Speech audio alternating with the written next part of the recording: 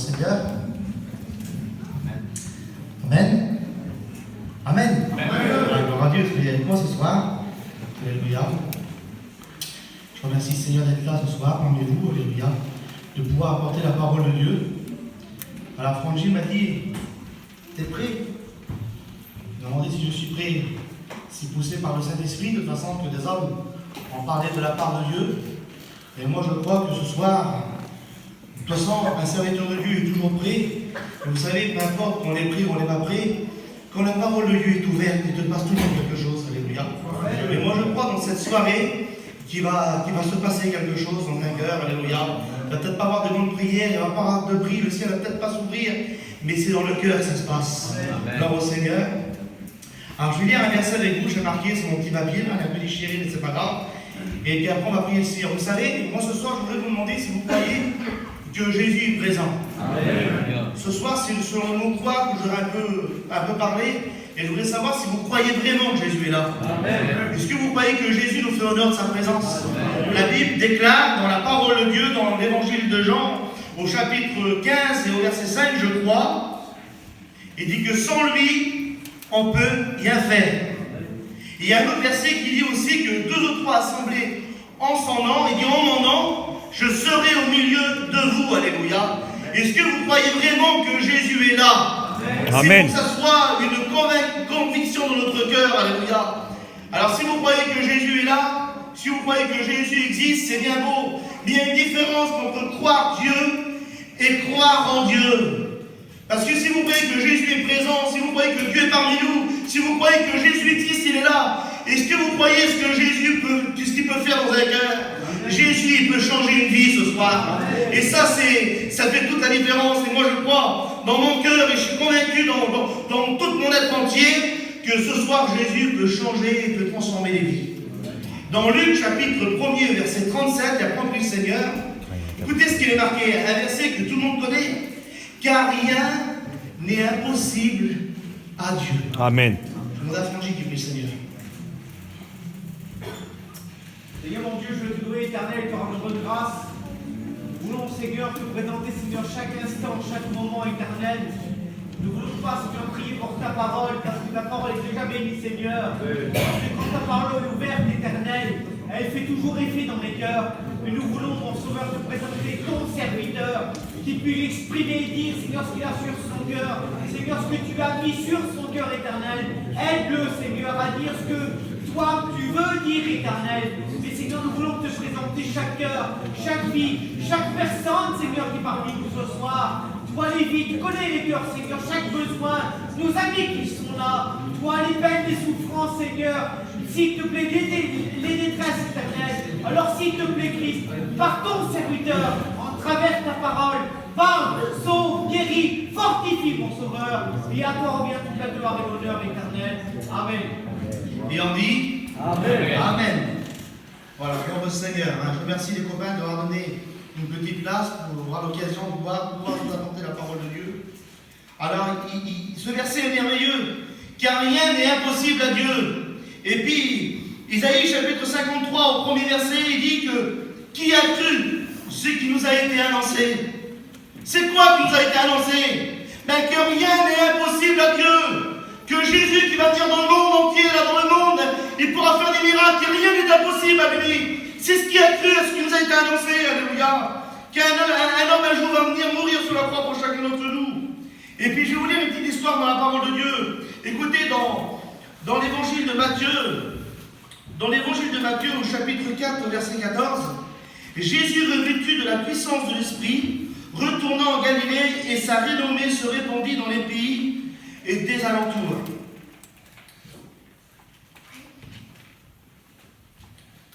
Là, on voit que tout ce que Jésus faisait sur la terre, sa renommée se répandait. On parlait beaucoup de Jésus. Et puis écoutez bien, ce soir, je voudrais vous prêcher sur une expression qui est bien connue chez notre peuple. Vous savez l'expression t'as vu ou t'as su ce qui s'est passé là-bas? On la connaît bien cette expression-là. T'as écouté parler, t'as pas su pour l'autre là-bas? C'est ça, quand on voit la première chose qu'on sait qu'on a une nouvelle à dire. T'as vu ce qui s'est passé? T'as su? C'est une expression qu'on connaît bien, tout le monde un jour. Ça s'arrive de cette expression-là.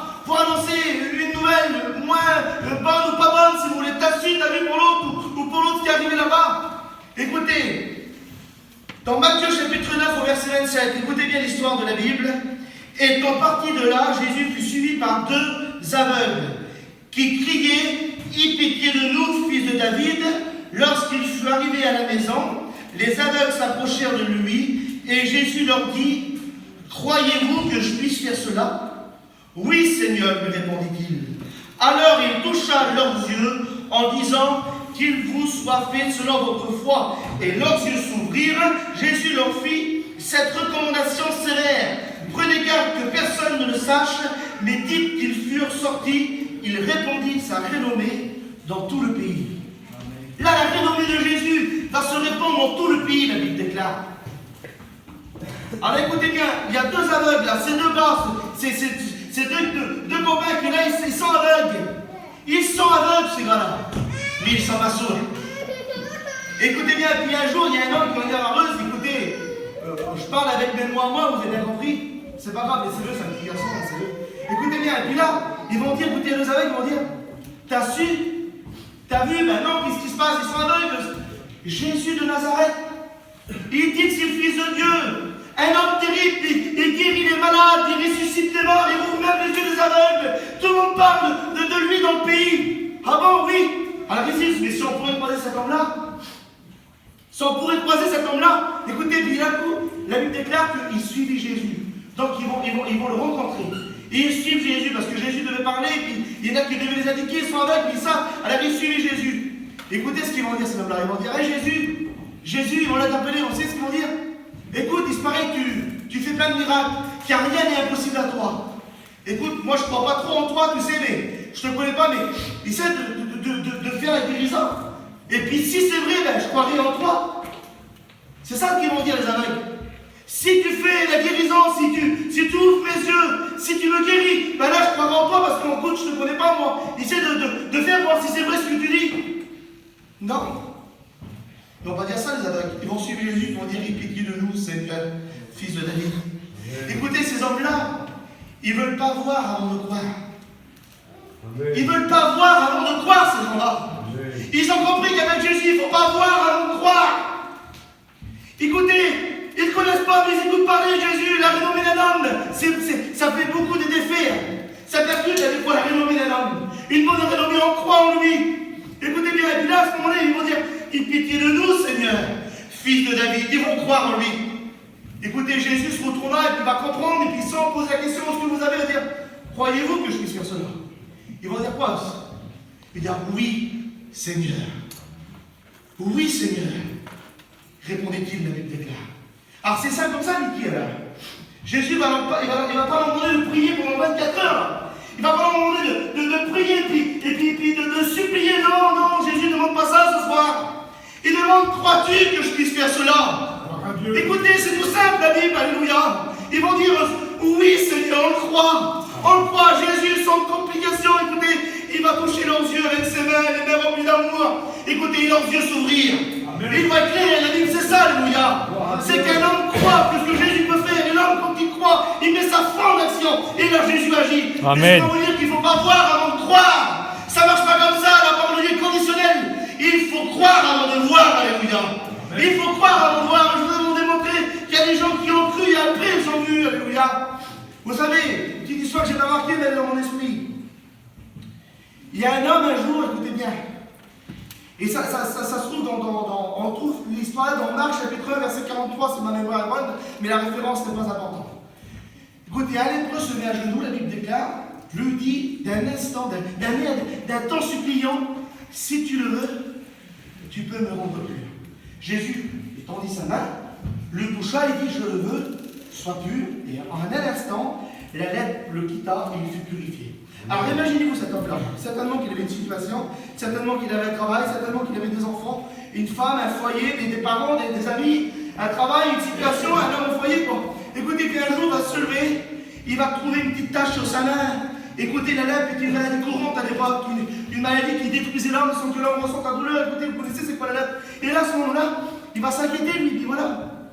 Écoutez, puis le lendemain, et puis les semaines vont passer, cette tâche, ça va grandir, et puis lui, il a des doutes dans son cœur. Alors, tout d'un coup, il va en parler à sa femme, imaginez-vous, c'est comme ça que ça a dû se passer. Et sa femme a dit, écoute, imagine-toi si c'est ça, tu vas le donner aux enfants, tu vas le donner à d'autres. On les perd.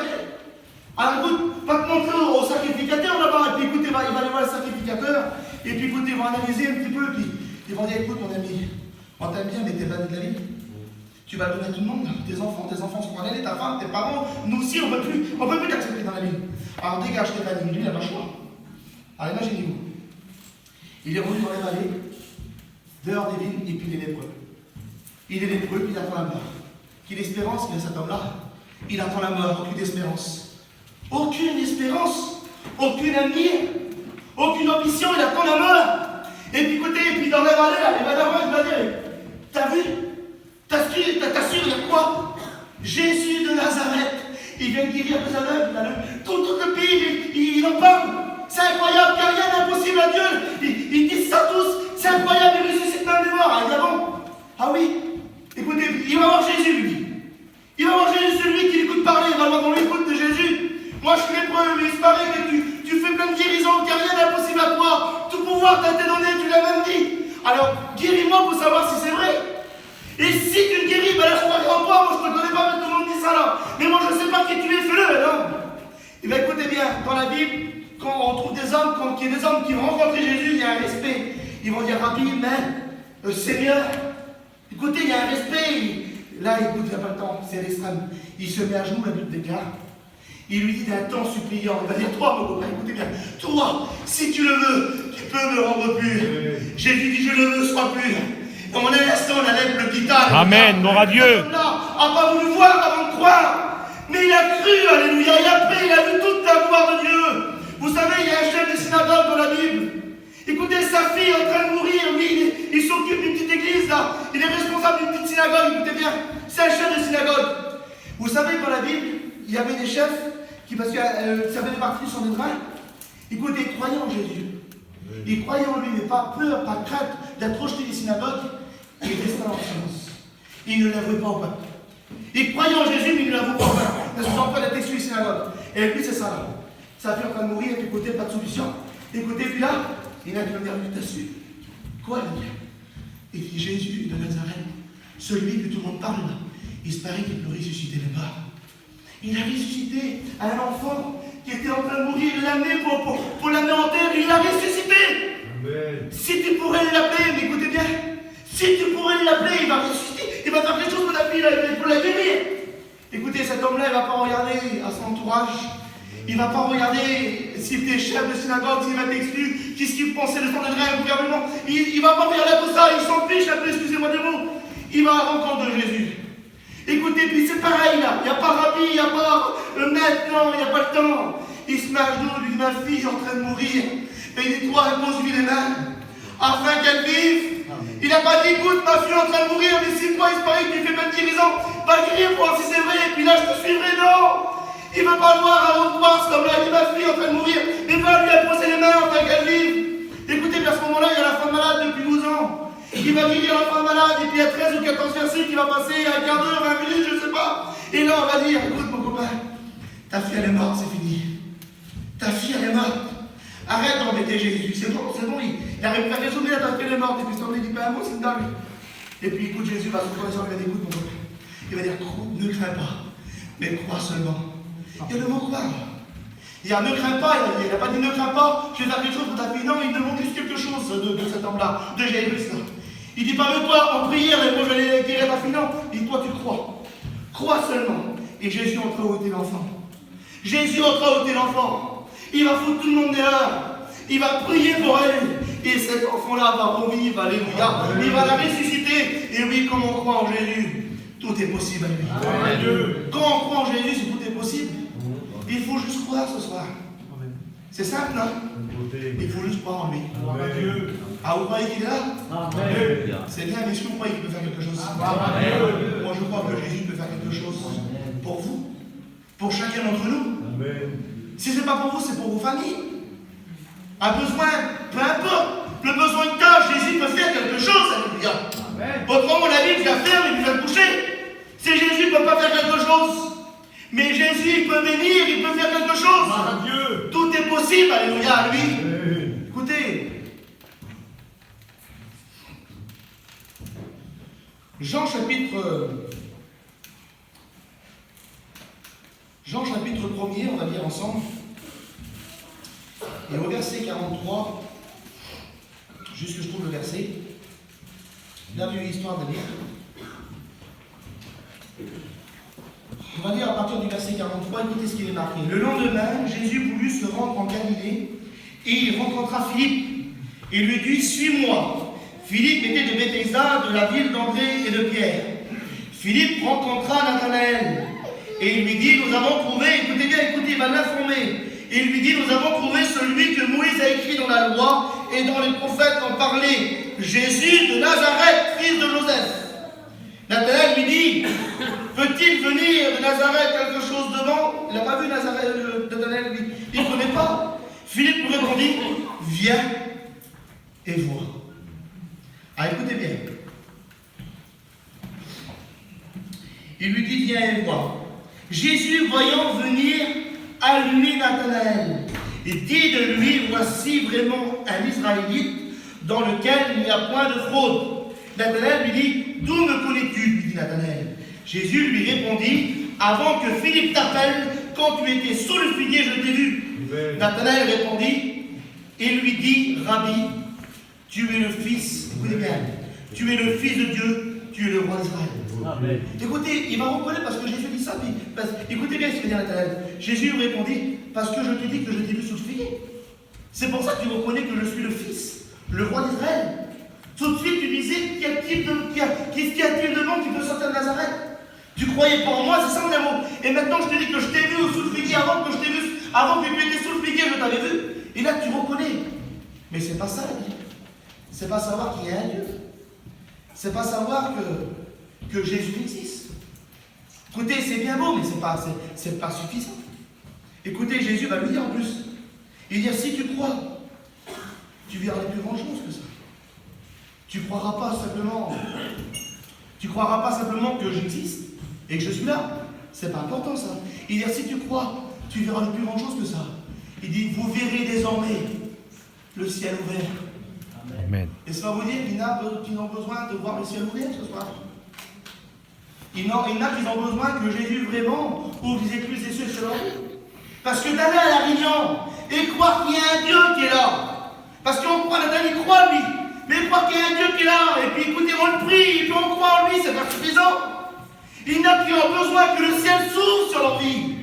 Il n'y a pas besoin que le ciel s'ouvre. Mais écoutez, pour voir le ciel ouvert, il va dire, si tu crois, il va dire, tu verras de plus grandes choses que ça. Il faut croire en Jésus, alléluia. Il faut croire, et si on croit vraiment en lui, et si on croit que Jésus peut nous bénir, à ce moment-là, le ciel va s'ouvrir sur notre vie. Moi, je crois dans mon cœur que le ciel peut s'ouvrir sur toi. Amen. Je crois dans mon cœur que le ciel peut s'ouvrir sur ton foyer. Peut-être ton foyer a besoin que l'Esprit de Dieu vienne l'inonder. Tu as besoin d'une onction particulière, alléluia. Peut-être plus que ton copain. Ah oui, il y a peut-être du jaloux ce soir, mais tu as peut-être besoin plus que l'autre à côté. Tu as besoin vraiment d'une grâce particulière. Et puis il y en a qui en ont besoin. Il y en a qui en ont besoin. Amen. Je viens de dire ici une fois sur un petit papier, écoutez. Et puis écoutez, de là, j'ai marqué une petite pensée. Les mains de Pierre se chauffaient. Vous savez, comme Jésus va t'interroger dans le sang de vin. Écoutez, il va t'interroger, et puis tout ça. Puis là, il y a Pierre de loin. Et puis c'est marqué, les mains de Pierre se chauffaient. Écoutez bien. Un peu plus loin, on trouve que les mains des soldats le frappaient. Un peu plus loin, on trouve que les mains de Pilate étaient lavées. Mais à la fin, on voit que les mains de Jésus étaient percées. Écoutez bien. Jésus va monter sur le bois de la croix. Et puis ses mains vont être percées. Son côté va être transpercé. Jésus va monter sur la croix et lever pendant 6 heures. Et puis écoutez, il va mourir. De là, on va prendre Jésus, on va le mettre dans un tombeau. Et Jésus va passer 3 jours dans ce tombeau. Et au bout de 3 jours, il y a une femme qui va venir, va découvrir que Jésus n'est plus dans ce tombeau. Et Jésus est ressuscité à ce moment-là. Et puis Jésus est glorifié. Gloire à Dieu. Jésus est glorifié. Amen. Écoutez bien, Jésus est glorifié. Et puis écoutez, c'est Marie de Magdala, les frères, je crois, mais je ne suis pas sûr. Écoutez bien. Et cette femme-là va le dire à tout le monde. Jésus de Nazareth est ressuscité. Il n'est plus dans le tombeau, il est ressuscité. Et puis écoutez bien. Mais Thomas, lui, Écoutez bien, moi j'ai regardé un petit peu dans la Bible, j'ai pas beaucoup de connaissances, mais bon, s'il y en a qui l'ont trouvé, les frères, les anciens, tout ça, qui l'ont me le dire, vraiment ça m'intéresse. Moi j'ai pas trouvé dans la Bible quand Jésus fait un miracle, Thomas est avec lui. J'arrive pas. Écoutez, j'ai pas trouvé que Jésus fait un miracle. Quand on voit par exemple dans la fille de Jairus, on voit qu'il y a Jean, qu'il y a Pierre, qu'il y a Jean, tout ça. Mais Thomas n'est pas là, Thomas n'est pas surnommé. À chaque fois. Écoutez bien, et puis même quand Jésus veut ressusciter Lazare, dans Jean chapitre 11, verset 16, quand Jésus veut ressusciter Lazare, il lui dit, il y a notre ami là-bas qui est en train de dormir. Écoutez bien, allons le réveiller, allons le ressusciter. Et puis un ici va dire même, mais Jésus, ils vont te faire mourir là-bas, les Juifs te cherchent, ils vont te tuer. Et puis Thomas dit, allons mourir avec lui. Donc Thomas n'a pas trop confiance en Jésus, réellement. Il croit que Jésus va mourir là-bas. Donc il dit, allons mourir avec lui. Il ne veut pas lâcher, mais il croit que Jésus va mourir. Donc il n'a pas trop confiance en lui, il ne croit pas qu'il va s'en sortir là-bas, il ne croit même pas qu'il va peut-être ressusciter Lazare, allons mourir avec lui. Et à ce moment-là, on voit que quand Marie de Magdala va informer tous les disciples, ils sont rassemblés dans la Dieu. La porte est fermée par crainte des Juifs, la Bible déclare, et ils sont là qui prient. Et Jésus va apparaître. Jésus va apparaître avec ses mains percées et son côté transpercé. Et tous les disciples qui sont là, ben, ils vont voir Jésus. Ils vont le voir, il est là. Et puis quand Jésus leur parle, tout ça, dans des instructions, il ordonne, il souffle sur eux, et le Saint-Esprit sur eux, et puis laisse en bénir Jésus parmi eux, et puis Jésus repart. Écoutez bien, la Bible déclare que Thomas n'est pas là. Et puis les copains ensemble, les copains de travail, regarde, t'as vu? T'as su? Jésus, il est venu là hier. Ou tout à l'heure, n'importe où hier. Il est venu là, on l'a vu. On l'a même vu ses mains. On a même vu son côté transpercé, c'était lui, il nous a parlé, tout ça. Mais dire, écoutez les copains, t'as bien compris, mais Jésus est mort. Jésus est mort. Il est pas ressuscité, il ne croyait pas à la résurrection de Thomas. Dire Jésus est mort, c'est bien beau, il était là, il a porté un peu de paix, tout ça, écoutez, avec moi. Mais il est mort, c'est fini, Jésus, comme la page. Mais ici, il est là, je l'ai vu, ses mains, tout ça, puis ils m'ont parlé avec lui. Et Thomas dit, tant que je ne verrai pas, quand je ne verrai pas mes mains dans ses mains, et ma main dans son côté, je ne croirai pas. Il était dur, Thomas, c'est nul. Il était dur, Thomas, mais finalement, je comprends. Je comprends. Si Franchi dit qu'il peut voler là, et moi j'ai dit à Pinard par exemple, tu peux mon exemple comment. Ben Franchi s'est volé, écoute, je l'ai vu, oui, mais moi je l'ai pas vu. C'est pour ça que c'est pour Yardos, c'est impossible. Il vole pas. Il vole, c'est impossible, allez-vous Thomas. Mais écoutez, vous avez vu Jésus, mais il est mort, c'est impossible les copains. Écoutez bien, puis une semaine après, ils se retrouvent encore dans le même lieu. Et Thomas est avec eux. Thomas est avec eux, il a pris avec eux, c'est un petit chrétien, c'est là, voilà. Et là, Jésus apparaît. Jésus apparaît, puis là, Thomas il va. Puis il dit, écoute, Thomas, il ne parle même pas. Et il dit, Thomas, parce que. Mais pourtant, Thomas, il n'a pas parlé. Thomas, il a parlé une semaine en arrière. Eh bien, Jésus, il écoute toutes les conversations. Jésus connaît nos pensées. Jésus nous connaît par cœur. Il connaît la pensée de notre cœur. Puis il dit, écoute, Thomas, viens voir. Puis ce soir, il a peut-être pas besoin d'expérimenter ce que Thomas a expérimenté. Moi, je crois en Dieu. Dieu peut guérir, mais bon. C'est ça, en vrai. Le Dieu est vivant, un Dieu ressuscité, mais bon, voilà, on est chrétiens, on croit, on était élevés là-dedans, mon papa c'était un des produits Pasteur, on connaît l'évangile. Ah oui, c'est ça en plus. C'est ça en plus, mais bon, voilà, et Thomas c'est comme ça en vrai. Mais là, tu vois Jésus, puis écoute Thomas, viens voir. Mets tes mains dans mes mains. Et Thomas, il est béni, il a le ciel ouvert. Il dit, mets tes mains dans mon côté. Il dit, heureux ceux qui n'ont pas vu, mais qui ont cru. Amen. Heureux ceux qui n'ont pas vu, mais qui ont cru. Laisse-moi vous dire ce soir, n'essayez pas de voir, mais croyez en Dieu.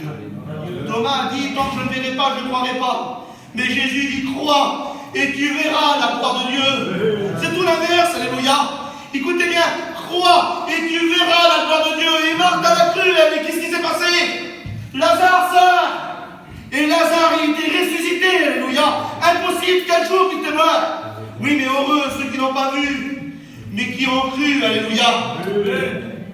Qui a cru ce qui nous a été annoncé, à savoir Jésus, le Fils de Dieu venant dans le monde, et chercher ceux qui étaient perdus, et l'amener à la repentance, alléluia. Je voudrais qu'on puisse Seigneur ensemble.